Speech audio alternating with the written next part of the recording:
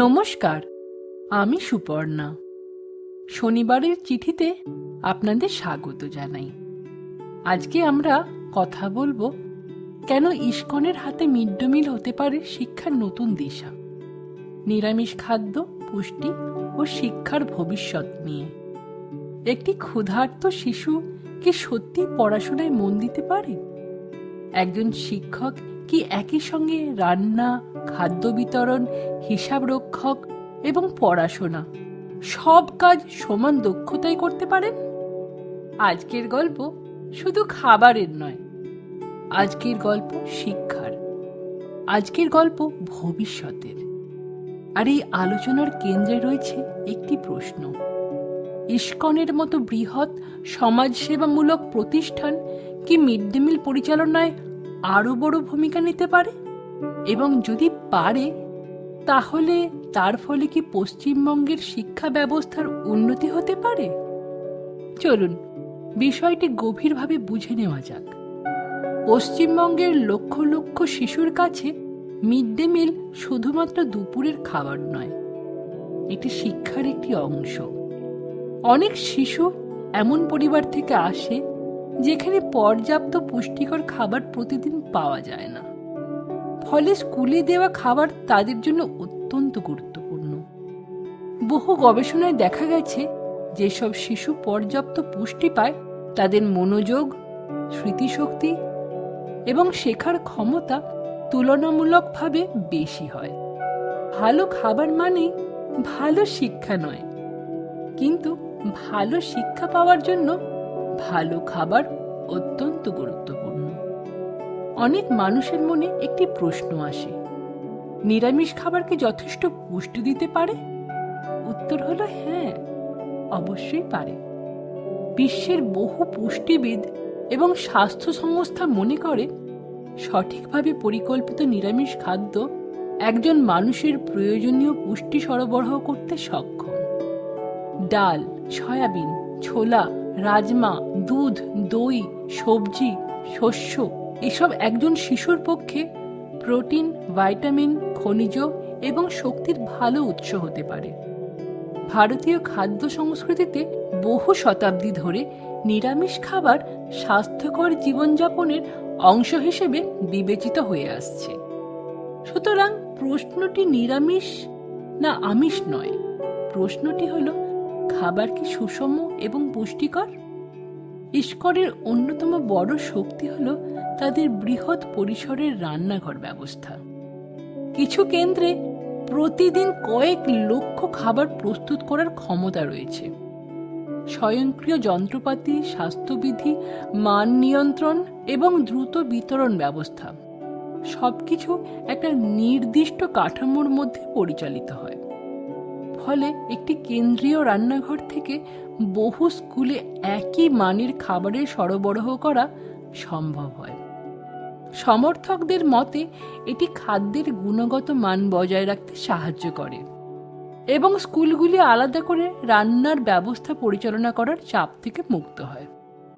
এবার আসা যাক শিক্ষার সবচেয়ে গুরুত্বপূর্ণ প্রশ্নে: শিক্ষকের কাজ কি? পড়ানো, শিক্ষার্থীদের গড়ে তোলা, জ্ঞান প্রদান। কিন্তু বাস্তবে অনেক সরকারি স্কুলে শিক্ষকদের নানা প্রশাসনিক কাজেও সময় দিতে হয়। খাবার ব্যবস্থাপনা, সরবরাহ পর্যবেক্ষণ, রান্নাঘর সংক্রান্ত দায়িত্ব এবং বিভিন্ন কাগজপত্র। যদি একটি দক্ষ প্রতিষ্ঠান সম্পূর্ণ খাদ্য ব্যবস্থাপনা পরিচালনা করে, তাহলে শিক্ষকদের সময়ের একটি বড় অংশ মুক্ত হতে পারে। সেই সময় তারা শিক্ষার্থীদের দুর্বলতা চিহ্নিত করতে, অতিরিক্ত ক্লাস নিতে, শিক্ষার মান উন্নয়ন করতে এবং ব্যক্তিগতভাবে ছাত্রছাত্রীদের সাহায্য করতে পারবেন। সমর্থকদের মতে এটি শিক্ষা ব্যবস্থার সামগ্রিক মান উন্নয়ন করতে সাহায্য করতে পারে। একটি শ্রেণীকক্ষ কল্পনা করুন, যেখানে কোনো শিশুর ক্ষুধার কারণে মনোযোগ হারাচ্ছে না, যেখানে প্রতিটি ছাত্র জানে দুপুরে একটি পুষ্টিকর খাবার সে পাবে, যেখানে শিক্ষক শুধু শিক্ষার দিকে মনোযোগ দিতে পারছেন। এমন একটি পরিবেশ শিক্ষার জন্য অনেক বেশি সহায়ক। বিশেষ করে দরিদ্র ও গ্রামীণ অঞ্চলে। মিড ডে মিল অনেক সময় স্কুলে উপস্থিতি বাড়াতেও সাহায্য করে, ফলে শিক্ষা ও পুষ্টি একে অপরের পরিপূরক হয়ে ওঠে। ইস্কন হোক বা অন্য কোনো প্রতিষ্ঠান, মূল বিষয়টি হল শিশুদের পুষ্টি এবং শিক্ষার উন্নতি। যদি বৃহৎ পরিসরে স্বাস্থ্যকর, সুষম এবং নিরাপদ খাবার সরবরাহ করা যায়, তাহলে তার সুফল শুধু আজকের শিক্ষার্থীরাই পাবে না, উপকৃত হবে আগামী প্রজন্ম। একজন সুস্থ শিশু ভালোভাবে শেখে, একজন ভালো শিক্ষার্থী ভবিষ্যতে দক্ষ নাগরিক হয়ে ওঠে, আর সেখান থেকেই শুরু হয় জাতির উন্নয়ন। আজকের আলোচনায় আমরা দেখলাম একটি পুষ্টিকর খাবার শুধু ক্ষুধা মেটায় না, এটি একটি শিশুর ভবিষ্যৎ গড়ে তুলতে সাহায্য করে। নিরামিষ খাদ্য সঠিক পরিচালনার মাধ্যমে শিশুদের প্রয়োজনীয় পুষ্টি দিতে সক্ষম। আর যদি সেই খাবার দক্ষতার সঙ্গে বৃহৎ পরিসরে পৌঁছে দেওয়া যায়, তাহলে তার সুফল পাবে লক্ষ লক্ষ ছাত্রছাত্রী। অনেকের মতে ইস্কনের মতো অভিজ্ঞ প্রতিষ্ঠানগুলিকে এইসব কাজে যুক্ত করার ফলে স্কুলের শিক্ষকদের উপর প্রশাসনিক চাপ কমতে পারে। তখন শিক্ষকরা তাদের মূল দায়িত্ব শিক্ষাদান এবং শিক্ষার্থীদের উন্নয়নের দিকে আরও বেশি মনোযোগ দিতে পারবেন।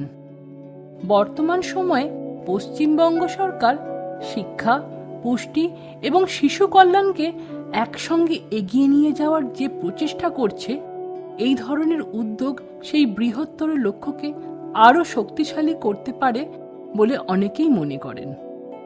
একটি উন্নত ভারত গড়তে হলে আমাদের দরকার সুস্থ শিশু, শিক্ষিত যুব সমাজ এবং শক্তিশালী মানব সম্পদ।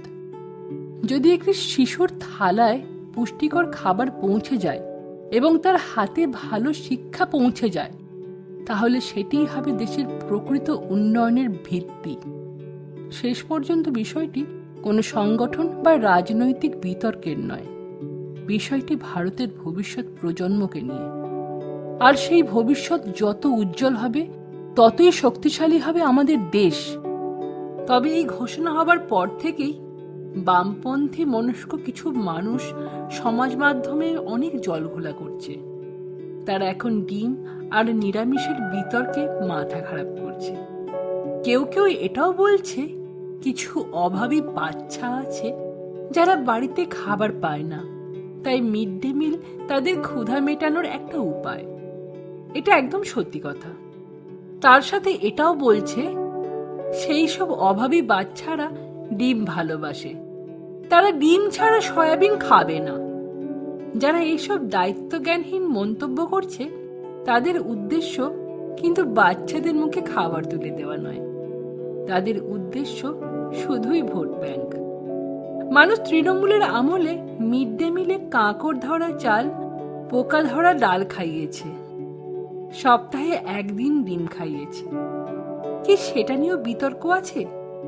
মিড ডে মিল নিয়ে অনেক দুর্নীতি শোনা যায়। তারপর এই মিড ডে মিলের জন্য বিগত 15-20 বছরে সরকারি স্কুলে লেখাপড়ার মান ক্রমাগত খারাপ হয়েছে। একজন শিক্ষক লেখাপড়া না শিখিয়ে এই রান্না পরিবেশনে মন দিয়েছে। ভালো লেখাপড়ার জন্য অনেকে বেসরকারি স্কুলে মোটা টাকা বেতন দিয়ে পড়েছে, আর যাদের ক্ষমতা নেই তাদের লেখাপড়া শেষ করে দিয়েছে। নতুন সরকার এই মিড ডে মিল থেকে স্কুলের শিক্ষকদের অব্যাহতি দিতে চেয়েছে, বাচ্চাদের মুখে ভালো খাবার তুলে দিতে চাইছে। আর বামপন্থীদের সেখানেও সমস্যা। এরাই প্রাইমারি থেকে ইংরাজি তুলে দিয়ে পশ্চিমবঙ্গকে শেষ করেছে।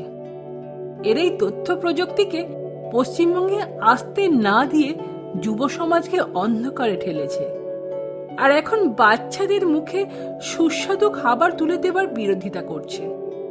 নতুন সরকার বলছে ইস্কন দিয়ে শুরু, পরে ভারত সেবাশ্রম আর রামকৃষ্ণ মিশনকেও দায়িত্ব দেবে।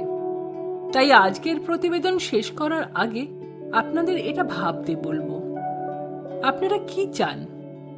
প্রতিদিন সুস্বাদু সুস্বাস্থ্য খাবার, নাকি সপ্তাহে একটা ডিমের লোভে সরকারি স্কুলে লেখাপড়ার পরিবেশ শেষ করে বাকি 5 দিন নিম্নমানের খাবার আপনাদের বাচ্চাদের জন্য। আপনারা আমার যুক্তির সাথে একমত হলে এই প্রতিবেদনকে আপনাদের প্রিয়জনের সাথে শেয়ার করুন। আসুন আমরা সকলে মিলে রাজ্যের সরকারি স্কুলগুলোতে লেখাপড়ার পরিবেশ ফিরিয়ে আনি। ভিডিওটি ভালো লাগলে লাইক, শেয়ার এবং সাবস্ক্রাইব করতে ভুলবেন না।